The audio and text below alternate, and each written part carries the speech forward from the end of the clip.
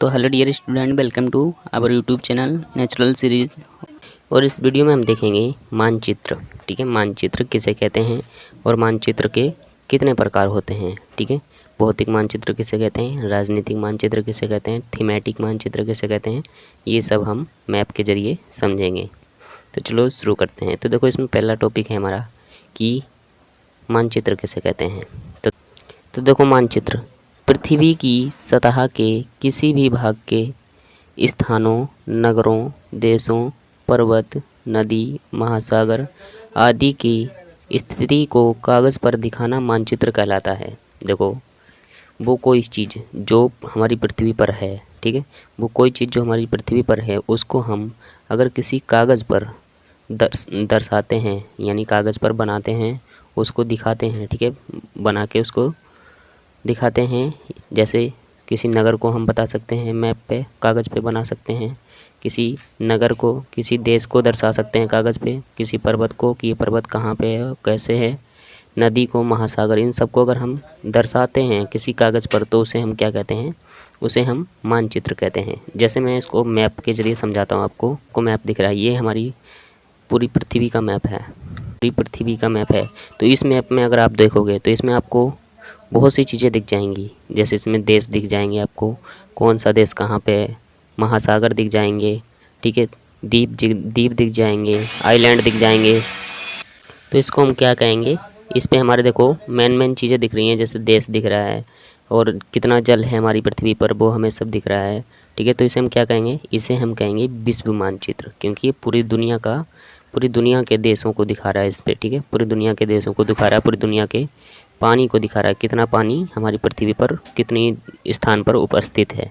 ठीक है, तो इस तरह का जो मानचित्र होता है उसको हम बोलते हैं विश्व मानचित्र, क्योंकि इसमें हमारी पूरी दुनिया का, ठीक है, मतलब पूरी पृथ्वी का मेन चीज़ें इसमें दिखा रखी हैं। ठीक है, अब देखो, मानचित्र तो आप समझ गए कि जिसमें किसी को भी हम दर्शाते हैं। जैसे कोई भी चीज़ हो, ये तो फिलहाल यही है, उस पर हम पर्वत भी हो सकते हैं, देश भी हो सकते हैं, ठीक है, और नदियाँ भी हो सकती हैं, कुछ भी हो सकता है।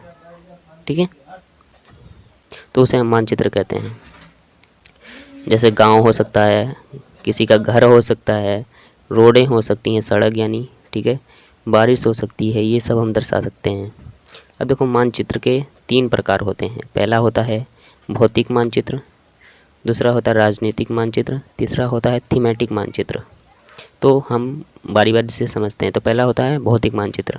देखो, भौतिक मानचित्र किसे कहते हैं, पृथ्वी के प्राकृतिक आकृतियों जैसे पर्वत, पठार, मैदान, नदी, महासागर आदि को दर्शाने वाले मानचित्र को भौतिक मानचित्र कहते हैं। देखो, जिस मानचित्र पर, यानी जिस कागज़ पर हम पर्वत को दर्शाते हैं, यानी पर्वत को दिखाते हैं बना के, ठीक है, पठार को दिखाते हैं, मैदान को दिखाते हैं, ठीक है, किसी जगह को, नदी को दिखाते हैं, महासागर को दिखाते हैं, और भी बहुत सी चीज़ें होती हैं उनको दिखाते हैं, तो उसको हम बोलते हैं भौतिक मानचित्र। ये देखो, ये जो फ़ोटो आपको दिख रही है हमारे भारत देश की है फिलहाल। ठीक है, तो भारत देश में देखो, ये जो आप देखो ऊपर दिख रहे हो, तो ये आपको ये हिस्सा पर्वत, ये हिस्सा है। ठीक है, यहाँ पे आपको ये सारे पर्वत दिख रहे हैं। ठीक है, और यहीं पे ये जो नीले नीले लाइनें दिख रही हैं आपको ब्लू कलर में, ठीक है, ये जो लाइनें दिख रही हैं टेढ़ी मेढ़ी, ये हमारी नदियाँ हैं। ठीक है, इसके अलावा यहाँ पे हमारे बहुत सी चीज़ें दिख रही हैं। ठीक है, तो ये इस तरह का मानचित्र जिस पे हमारे पर्वत दिखते हैं, नदी दिखते हैं, पठार दिखते हैं, मैदान दिखते हैं। यहीं पे देखो मैदान भी दिख रहा है, यहाँ पे हमारा उत्तरी मैदान, ठीक है, नीचे दिखेगा आपको पूर्व तटीय मैदान। ठीक है, तो ये सब जो दिख रहे हैं आपको, ये इस तरह का मैप होता है, उसको हम बोलते हैं भौतिक मानचित्र। ठीक है, जिसमें नदियों को दिखाते हैं, किसी पठार को दिखाते हैं, पर्वत को दिखाते हैं, पहाड़ को दिखाते हैं, तो उसको हम बोलते हैं भौतिक मानचित्र। आई होप आपको समझ आया होगा। अगला है हमारा राजनीतिक मानचित्र। राज्यों, नगरों, शहरों, गांवों और विभिन्न देशों की सीमाओं को दर्शाने वाले मानचित्रों को राजनीतिक मानचित्र कहते हैं। ठीक है, देखो, जैसे कोई भी मैप है, कोई नक्शा है, तो उस नक्शे में अगर किसी राज्य की सीमा को दर्शाया जा रहा है, जैसे मान लो कि ये एक देश है, जैसे ये एक राज्य है बांग्लादेश, तो इसकी सीमा यहाँ से यहाँ तक है। ठीक है, तो इससे हमें सीमा पता चल रही है कि ये कहाँ से कहाँ तक फैला है, तो इस तरह के मानचित्र को हम कहते हैं राजनीतिक मानचित्र। इसको भी हम फ़ोटो से समझते हैं। ये जो आपको दिख रहा है ये भी हमारा भारत का ही मैप है, ठीक है। परंतु इसमें और इसमें क्या डिफरेंस है, ये हमारा भौतिक मानचित्र है यानी भौगोलिक चीज़ों को दिखाता है, और ये हमारा राजनीतिक मानचित्र है, ठीक है। तो देखो इसमें आप देखोगे तो इसमें आपको राज्य दिखेंगे, ठीक है, कौन सा राज्य कहाँ तक फैला हुआ है। जैसे देखो ये राजस्थान इधर देखो पाकिस्तान से सटा हुआ है, ठीक है, और इधर ये देखो कहाँ कहाँ जा रहा है, ठीक है। तो ये आप सीमा देख सकते हो कहाँ कहाँ से कहाँ कहाँ तक फैला है। इसी तरह से यहाँ पे बहुत से राज्य आपको मिल जाएंगे, जितने भी हमारे भारत देश में राज्य हैं। तो इस तरह के मानचित्र को हम क्या कहते हैं, राजनीतिक मानचित्र। और देखो इस मैप में हमें ये भी दिख रहा है कि हमारा भारत देश की सीमा क्या है। हमारे भारत देश के पड़ोसी देश कौन से हैं, जैसे देखो पाकिस्तान, नेपाल, भूटान और म्यांमार। इस तरह के जो देखो आप यहाँ पे हमारे पड़ोसी देश को भी देख सकते हो और राज्य को भी देख सकते हो। तो इस तरह के मानचित्र को हम राजनीतिक मानचित्र कहते हैं। अगला है हमारा थीमेटिक मानचित्र। कुछ मानचित्र विशेष जानकारियाँ प्रदान करते हैं, उन्हें थीमेटिक मानचित्र कहते हैं। यहाँ पे लिख लेना, थीमेटिक मानचित्र कहते हैं। जैसे सड़क का मानचित्र बनाना और वर्षा का मानचित्र बनाना। इस तरह के जो मानचित्र होते हैं जिस पे किसी सड़क को दर्शाया जाता है और उस पर आपको कुछ नहीं मिलेगा, सिर्फ सड़क का मानचित्र दिखेगा, सिर्फ सड़क का नक्शा कि कौन सी सड़क भारत में या किसी भी देश में कैसे कैसे जा रही है, कहाँ कहाँ से गुजर रही है, सब दिखेगा। इसी तरह वर्षा का, तो मैं देखो आपको एक फ़ोटो दिखाता हूँ। तो देखो ये जो फ़ोटो आपको दिख रही है ये हमारा भारत देश की फ़ोटो है, ठीक है।